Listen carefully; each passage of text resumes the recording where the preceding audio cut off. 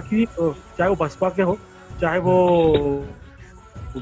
सपा के हो। समाजवादी पार्टी के हो, चाहे कांग्रेस, हाँ कांग्रेस के हो, चाहे वो बीजेपी की भी क्यों ना हो। आप ये देखिए कि इसके पहले जब तो सरकार गिरी तो जो कांग्रेस के विधायक थे वो भाजपा में चले गए। कितनी शर्म की बात है। लोकतंत्र में ये क्या हो रहा है यार? लोकतंत्र में क्या हो रहा है ये लोकतंत्र? बसपा की मंशा पे सवाल यहाँ खड़ा करना चाहता हूँ। तो बसपा सबसे इसमें गौर करने वाली एक बात यह है कि मध्य प्रदेश में इतना बड़ा पॉलिटिकल घटनाक्रम चला, बहुजन समाज पार्टी का।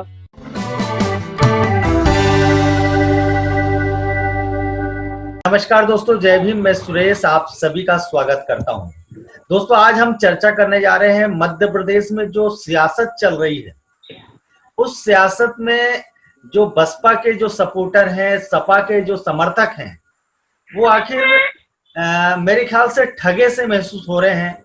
क्योंकि बसपा और सपा के जो समर्थक हैं या उनके मतदाताओं ने उन्हें अपना मत दिया था कि ये कांग्रेस और भाजपा से हटकर अपनी जो राजनीतिक विचारधारा है उसके लिए काम करे, उस लाइन में काम करे। लेकिन आपने देखा जैसे कांग्रेस की सरकार जब बनी, कमलनाथ जी जब मुख्यमंत्री बने, सपा और बसपा ने उन्हें बिना मतलब शर्त के समर्थन दे दिया था। और अभी जो राजनीतिक घटनाक्रम अभी तेजी से बदला, जिसमें शिवराज सिंह जी पुनः मध्य प्रदेश के मुख्यमंत्री बने, उसमें हमने ये देखा कि बसपा और सपा के जो विधायक है, कहा जा रहा था कि ये लोग शिवराज सिंह के संपर्क में है। और जब राज्यसभा चुनाव जब आपने देखा, कल हमने देखा कि बसपा और सपा के विधायकों ने उन्हें अपना वोट दिया है, बस बीजेपी प्रत्याशियों को अपना वोट दिया है। तो सवाल ये उठता है कि मध्य प्रदेश का मतदाता आखिर करे तो क्या करे। वो अलग राजनीतिक विकल्प को चुनता है, लेकिन वो कहीं ना कहीं बीजेपी या कांग्रेस में चला जाता है। हमारे साथ में जो पैनल जुड़ा हुआ है उसमें डॉक्टर अनिल सिरवैया जी भोपाल से, कि जो कि एक वरिष्ठ पत्रकार है, और साथ में मध्य प्रदेश में अपनी सामाजिक पृष्ठभूमि में अच्छा काम करने वाले, सामाजिक और राजनीतिक गतिविधियों में सक्रिय रहने वाले एडवोकेट राकेश महाले जी हैं। और कुछ ही देर के बाद हमारे पास सपा के पूर्व प्रवक्ता यश भारती जी भी जुड़ेंगे, उनसे हम सपा का पक्ष लेंगे। सबसे पहले डॉक्टर अनिल सर, मैं आपसे जानकारी चाहता हूं कि ये जो तेजी से राजनीतिक घटनाक्रम बदल रहा है, इस पे आप किस तरीके से देखते हैं? क्या तौर पे जो आज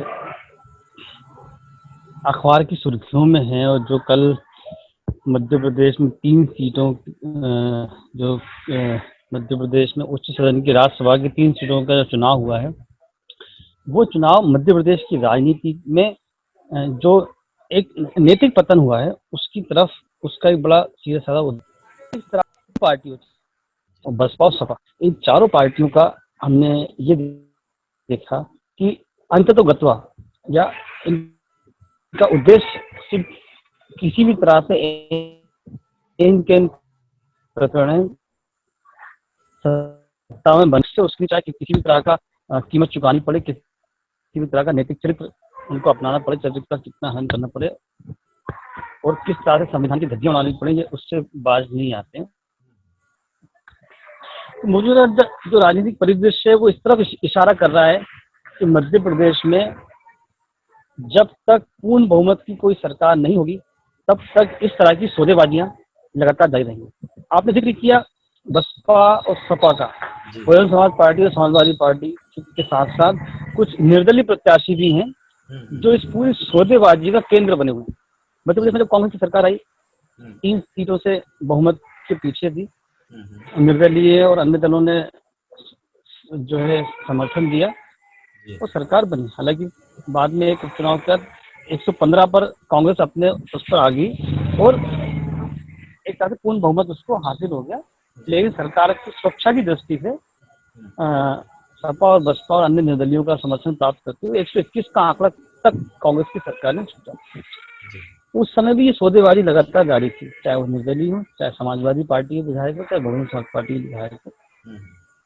बहुजन समाज पार्टी की जो बड़ी चर्चित विधायक कमलनाथ की सरकार में रही हैं, राम भाई के बारे में बहुत ज्यादा आपको बताने की जरूरत नहीं है। उनकी महत्वाकांक्षाएं क्या हैं, चाहे वो संजीव सिंह कुशवाहा हो, उनकी महत्वाकांक्षाएं क्या हैं। और इन्हीं महत्वाकांक्षाओं का नतीजा है कि आज जो कल राज्यसभा का इलेक्शन हुआ है, इन्हें पाला बदलने में देर नहीं लगेगी। इसके पीछे जिस दल का ये लोग प्रतिनिधित्व कर रहे हैं विधानसभा में, चाहे वो बहुजन समाज पार्टी है, उसकी क्या विचारधारा, उसके क्या सिद्धांत हैं, या जो समाजवादी पार्टी के जो विधायक राय शुक्ला,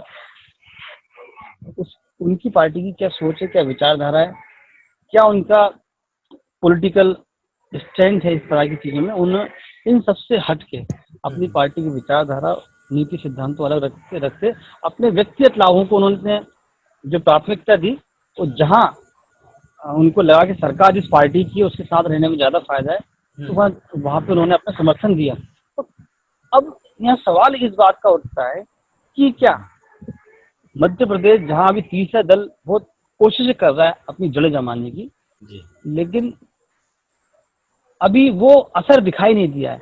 हाँ। लेकिन क्या ऐसा नहीं लगता कि ये जो बहुजन समाज पार्टी और समाजवादी पार्टी जैसे जो दल हैं, समय समय पर इनका दुरुपयोग हो रहा है?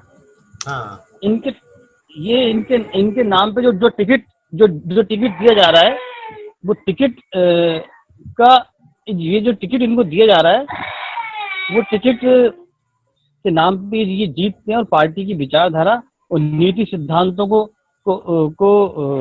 ताक पे रखकर अपना स्वार्थ सिद्ध करते हैं। समाजवादी पार्टी ने कल तत्काल एक्शन लिया है, राय शुक्ला को अपनी पार्टी के प्राथमिक सदस्यता से बर्खास्त कर उनको एक संदेश दिया है कि पार्टी की नीति सिद्धांतों विचारधारा के खिलाफ जो लोग जाएंगे उनके लिए पार्टी सख्त रहेगी। लेकिन एक बड़ा आश्चर्यजनक रूप से जो चीज दिखाई दे रही है वो है बहुजन समाज पार्टी का पक्ष। बसपा के सभी विधायकों ने, चाहे वो रामबाई हो, रामबाई पहले से निष्कासित है हालांकि, लेकिन उनके ऊपर जो है बसपा का से वो चुनकर आई थी, संजीव कुशवाहा हो, सभी ने खुलेआम ये चिंता किए बिना कि वो किस पार्टी की विचारधारा क्या है, हम जिससे चुनकर आए, खुलेआम सरकार के साथ गए। तो सौदेबाजी की, ये खुले रूप से सौदेबाजी है, जनता को सामने रखकर, क्षेत्र के विकास की बात कहकर, क्षेत्र के विकास के लिए हमें जाना पड़ा, हमारी मजबूरी थी। तो मेरा प्रश्न यहाँ पे ये है कि जब 1.25 साल की कमलनाथ सरकार में जब इन लोगों ने सरकार को समर्थन दिया, उस 1.25 साल में क्षेत्र के विकास के लिए उन्होंने क्या किया?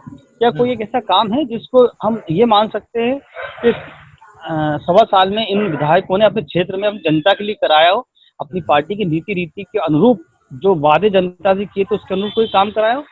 है कि इन पार्टियों को, चाहे पार्टी हो और चाहे बहुजन समाज पार्टी हो, क्योंकि वो उस क्षेत्र से उसे सबसे ज्यादा जनता का समर्थन मिलता है, ग्वालियर चंबल से, वहाँ जनता में मैसेज जाना जरूरी है। अगर बहुजन समाज पार्टी आज कल में अपना स्टैंड क्लियर नहीं करती है तो ये माना जाएगा कि उसके विधायकों ने पार्टी की सहमति से काम किया। राकेश माले जी, एडवोकेट राकेश माले जी हमारे साथ में हैं। राकेश माले जी, आप इस पूरी स्थिति को, पूरे घटनाक्रम को आप किस नजरिए से देखते हैं? आज जिस प्रकार से मध्य प्रदेश में ये घटनाक्रम हुआ राज्यसभा की सीटों के चुनाव को लेकर, तो निश्चित तौर पे जो जनता ने जो मतदाता ने अपने जनप्रतिनिधियों को वोट देकर जिताया है ना, चाहे वो बसपा के हो चाहे वो बीएसपी के हो, आज मध्य प्रदेश की स्थिति नहीं, पूरे भारत के अंदर जो भी जनप्रतिनिधि चुन के जाते हैं, मुझे ये लगता है कि अभी नैतिक चरित्र जो है, जो जनप्रतिनिधि चुन के जाते हैं, ये जनता के प्रति खोते जा रहे हैं। और कहीं ना कहीं मध्य प्रदेश के अंदर जिस प्रकार से पार्टी की गाइडलाइन से हटकर भारतीय जनता पार्टी को जिन विधायकों ने और जो निर्दलीय विधायकों ने वोट दिया राज्यसभा के चुनाव के लिए, निश्चित तौर पे ये जनता को सोचना पड़ेगा कि ऐसे जनप्रतिनिधि जो आपके लिए जीत कर तो जाते हैं, मगर कहीं ना कहीं वो आज अपनी जिनसे उनकी विचारधारा नहीं मिलती है, ऐसे ऐसी पार्टियों को भी उनके साथ जाकर और वो वोट कर रहे हैं। निश्चित तौर पे कहीं ना कहीं ये निजी स्वार्थ के लिए इन्होंने अपना वोट दिया है, और मध्य प्रदेश के नहीं और भी राज्यों के अंदर इस प्रकार से लगातार होता आ रहा है। तो मुझे लगता है कि जनता जब वोट देती है तो उन्हें बहुत सोच समझ के वोट देना चाहिए, ताकि चाहे वो बसपा के हो, चाहे वो समाजवादी पार्टी के हो, चाहे कांग्रेस के हो, चाहे वो बीजेपी की भी क्यों ना हो, आप ये देखिए कि इसके पहले जो सरकार गिरी तो जो कांग्रेस के विधायक थे वो भाजपा में चले गए। कितनी शर्म की बात है। लोकतंत्र में ये क्या हो रहा है यार? लोकतंत्र में क्या हो रहा है? ये लोकतंत्र की हत्या है। जनता ने जो जिन लोगों को चुना है वो सीधा जो है इस्तीफा देकर दूसरी पार्टी ज्वाइन कर रहे हैं। आज वो मुंह दिखाने लायक नहीं जनता के सामने। और इस प्रकार से लगातार मध्य प्रदेश के अंदर हो रहा है। जनता जो है 1.5 साल की कांग्रेस की गवर्नमेंट थी, आज मध्य प्रदेश के अंदर क्या स्थिति आप देख लीजिए। ऊपर से जनप्रतिनिधि जो है अपने स्वार्थ के लिए इन्होंने जो है अपना सौदेबाजी कर दी। ये लोग सौदेबाजी करने वाले, मतलब ये कुल मिला के इनका सिर्फ जो है इनका जो जनप्रतिनिधि आज की तारीख में जनप्रतिनिधि यही कहना चाहूंगा कि कहीं ना कहीं ये लोग जो है पैसे पे बिकने वाले हैं और जनता को ऐसे लोगों को सबक सिखाना चाहिए। निश्चित रूप से पासवान जी बहुत गलत बात है।